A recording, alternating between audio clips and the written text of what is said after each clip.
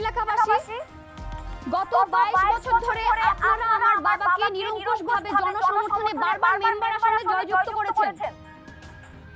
আপনারা আমার জন্মের আগে থেকে আমার বাবাকে চেনেন, আমার বাবার চরিত্র সম্বন্ধে জানেন। আমার জানা মতে আমার বাবা আপনাদের মেম্বার কখনোই কারো হক নষ্ট করতে পারে না, কখনো করেননি তিনি। আমার প্রিয় এলাকাবাসী, এখানে যারা এখন উপস্থিত আছেন এবং ওখানে যারা উপস্থিত ছিলেন, আমি একটি গোপন সূত্রে একটি গোপন তথ্য পেয়েছি। গতকাল রাতে আমাদের দোকানে তালা ভেঙে এই চালগুলো রাখা হয়েছিল এবং সকালবেলা কিছু সহজ সরল গ্রামবাসীকে ডেকে নিয়ে এসে একজন অসাধু পুলিশ কর্মকর্তা একটা নাটক সাজিয়েছে এবং নাটকটা সাজিয়ে আপনাদেরকে বিভ্রান্ত করেছে, আপনাদেরকে ভুল ধারণা বুঝিয়েছে।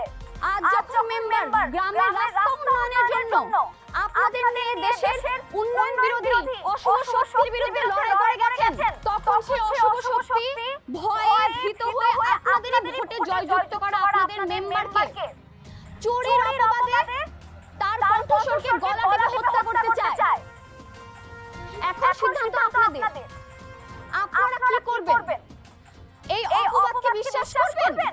এই মিথ্যা অপবাদকে বিশ্বাস করবেন নাকি অতীতের ন্যায় আপনারা যাকে সব সময় সমর্থন করে এসেছেন, যাকে বিশ্বাস করে এসেছেন, যাকে ভরসা করে এসেছেন তাকে বিশ্বাস করবেন? যে আপনাদের রক্ষার্থে সবসময় কাজ করে গেছে তাকে বিশ্বাস করবেন? ইলিশ, আজ যদি আপনারা এই অন্যায়ের বিরুদ্ধে কথা না বলেন, তাহলে এই এলাকায় সত্য এবং ন্যায় বলার মতো কেউ থাকবে না। আমার কাছে বসতো, একটু বসলাম। আর একটু কাছে আয়। তোমার কি হয়েছে বাবা? লক্ষ্মী মা আমার,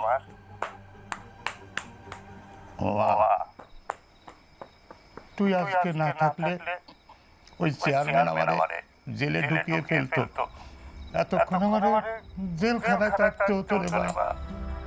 ক্যাঙ্গারু। বাবা, রাজনীতিতে দুষ্ট প্রতিপক্ষ থাকবে, এই নিয়ে বসে থাকলে হবে? খাবার খাও তুমি, দেখি। ছোট ক্যাঙ্গারু, ইলিশ ইলিশ।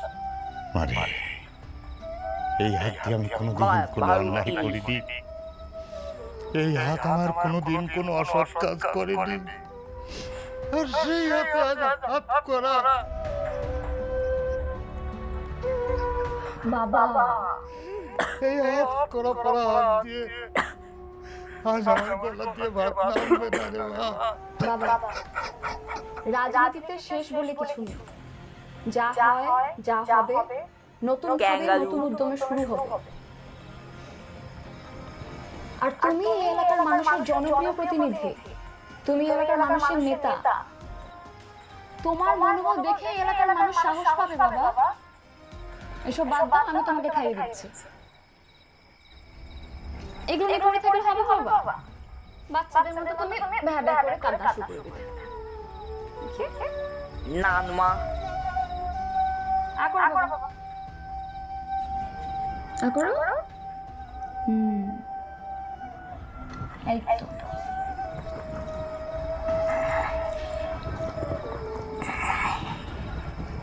কি হচ্ছে বাবা?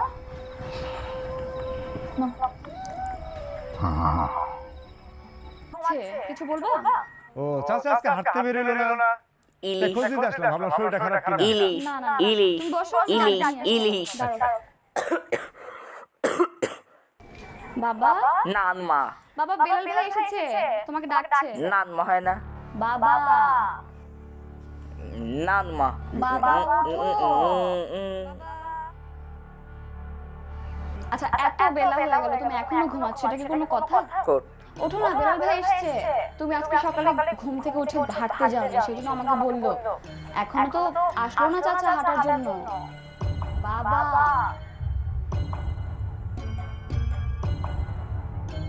ওট ওট ওট। বাবা, ক্যাঙ্গারু। জেলি জেলি জেলি বাবা, জেলি। বাবা, বাবা,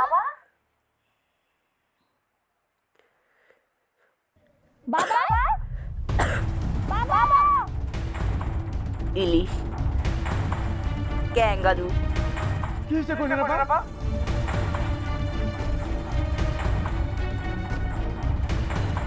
বাবা নেই। জেলি ইলিশ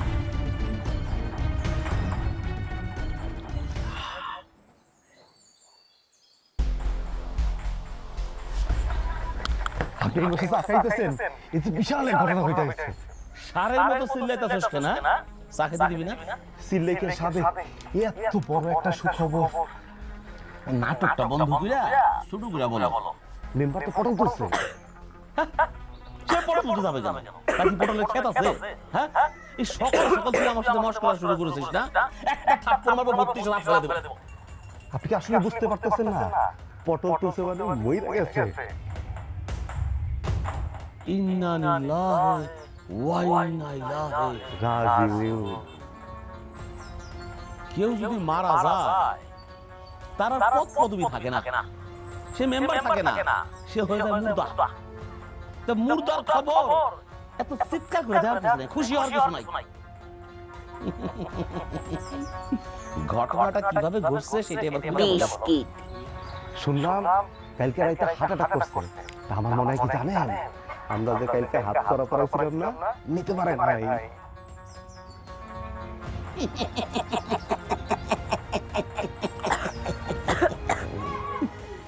আল্লাহর রায় দুনিয়ার ভাই আমার সাথে লাগতে আছে না, গেছে তো একেবারে চিরতরে বিদায় নিয়ে নিয়েছি না। যাই হোক, তার দাফন কাফনে কিন্তু সুস্থ ব্যবস্থা করতে হবে। হাজার হোক সে তো আমার পরিষদের একজন সম্মানিত সদস্য ছিল, তাই না?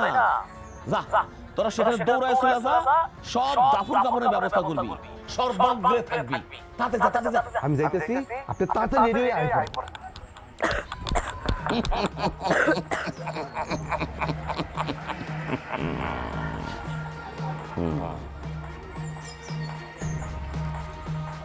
এই শুনো, আমি এখনই বাসায় আসতেছি। আরে না, বাথরুমে যাবো না, একটা জানাজা শরীর হইতে হবে। তুমি আমার সাদা পাঞ্জাবি আর পায়জামাটা বাইর করে রাখো।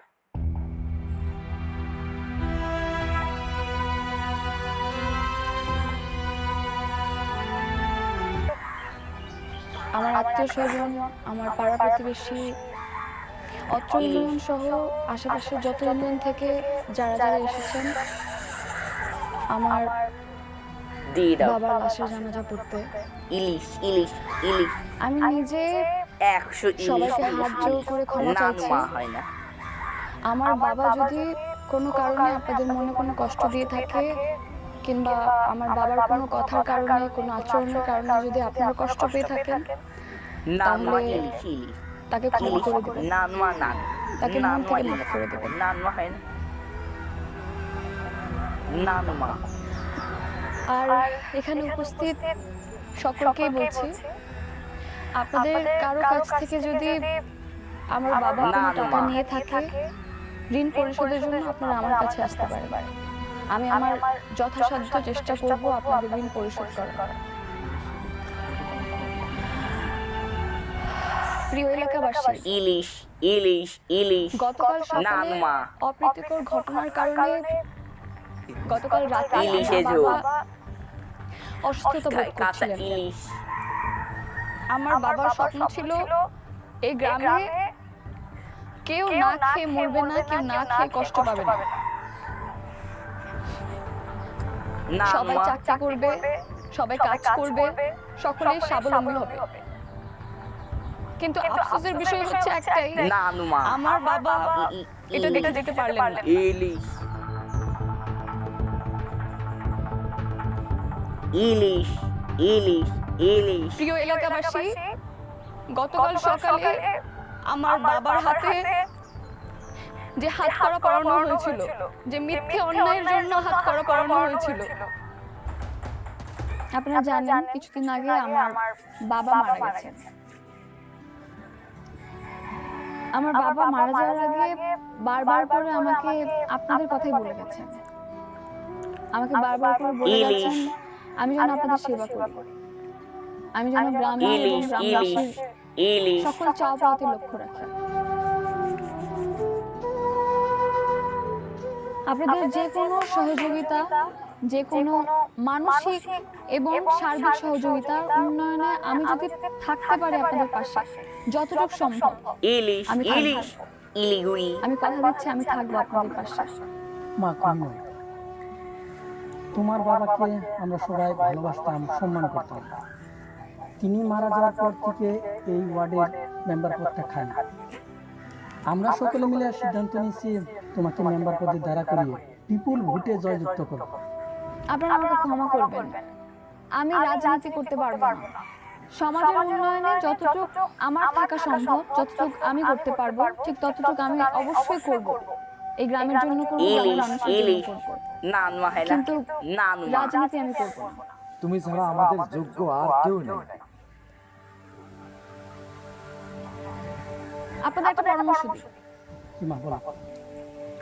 ইলিশ মোল্লাবাড়ির বউ, মোল্লা ইলিশ। মোল্লাবাড়ির ঝি কিংবা মোল্লাবাড়ির যে কোনো পুরুষ সদস্য নান মাহেনা মেম্বার আসনে কিন্তু দাঁড়াতে পারে, কারণ মোল্লাবাড়ি সব সময় গরিব দুঃখীদের পাশে থাকে, গরিব দুঃখীদের কষ্টের কথা ভাবে, গরিব দুঃখীদের ভালোর কথা ভাবে, মানুষের ভালোর কথা ভাবে। তাই আমরা চাইলে মেম্বার আসনে মোল্লাবাড়ি কাউকে রাখতে পারি। কারো কইনুর মার কথায় যুক্তি আছে, কি বলেন আপনারা সবাই? ওই যে ইলিশ ইলিশ ইলিশ কোথায় গেছে ইলিশ চাচি ভার্সিটিতে ইলিশ গেছিলাম পরীক্ষার ইলিশ অ্যাডমিট ইলিশ কার্ড আনতে। ইলিশ অ্যাডমিট কার্ড আনতে গেছি কই দেখি আন্টি আপনার অ্যাডমিট কার্ডটা শিয়ে ফেলেন আজকে থেকে পড়া একবার বন্ধ ইলিশ চাচি ইলিশ আমার ইলিশ দুটো পায়ে ফেলে চাচি, আমার অ্যাডমিট কার্ডটা ওকে ফেরত দাও। ইলিশ ইলিশ ছেড়ে দিলে আমি আর পরীক্ষা দিতে পারবো না চাচি। দয়া করে তুমি আমার অ্যাডমিট কার্ড ছেড়ো না, আমাকে দিয়ে দাও এটা। তোর লেখাপড়া নিয়ে কিচ্ছু করি তোর লেখাপড়া করতে হবে না বাসায় তো লেখাপড়া করা আই আই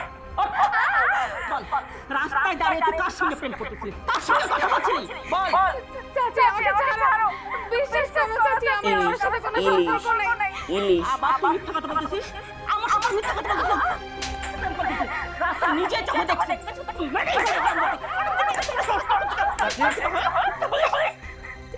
একদম ঠিক বলছি ওরাও দেন ভালো শিক্ষা দেন ইলিশ ইলিশ কি রে, হঠাৎ করে ডাকলি যে আমারে? তোর সাথে আমার একটা কথা ছিল। কি কথা? নীলাকে আমি প্রপোজ করেছি। কি বলিস? হ্যাঁ, কিন্তু ও আমার প্রপোজালে রাজি হবে কিনা জানি না। আচ্ছা, তোর কি মনে হয়? নীলা রাজি হবে, কিন্তু ওর চাচা রাজি হবে না। ইলিশ এই রাসেল নামের ছেলেটা আছে না, ইলিশ তার সাথে বিয়ে ঠিক করেছে। ওর কাছ থেকে নাকি অনেক টাকা পয়সা নিয়েছে, এই জন্য মনে হয় রাজি হবে। নীলা যদি আমার প্রস্তাবে রাজি হয় তাহলে আমি নিজে গিয়ে ওর চাচা চাচিকে ম্যানেজ করবো।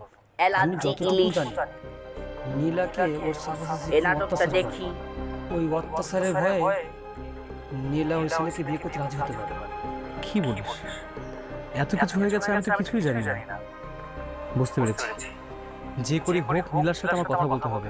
কিন্তু কথা কিভাবে বলবো? আমার কাছে তো নাম্বারই নেই। আচ্ছা, তুই কি নীলার নাম্বার ম্যানেজ করতে পারবি?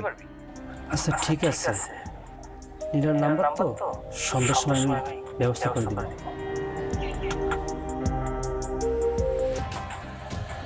প্রিয় গ্রামবাসী, এতদিন আমার বাবা আপনাদের মেম্বার,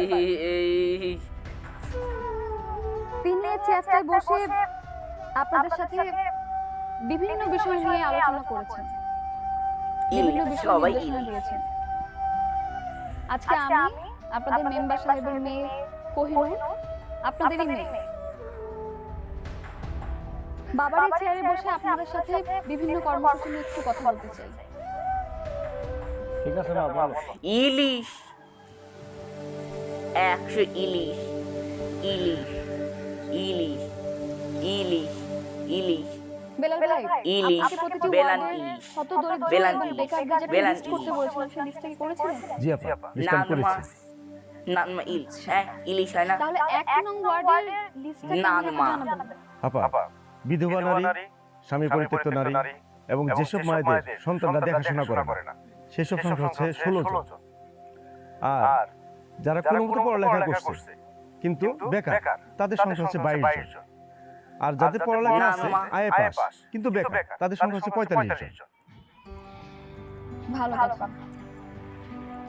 মনে রাখবেন, আমরা সমাজ পরিবর্তনের যে লক্ষ্যে মাঠে নেমেছি, সেই লক্ষ্যে যেন এলাকাবাসী তাদের অংশগ্রহণ এবং সহযোগিতা আমাদের সাথে থাকে। আচ্ছা আপা, আপনি লিস্টে করবেনটা কি করতে চাইতেছেন বলেন তো? প্রথমত গ্রামের যারা বিধবা, হতদরিদ্র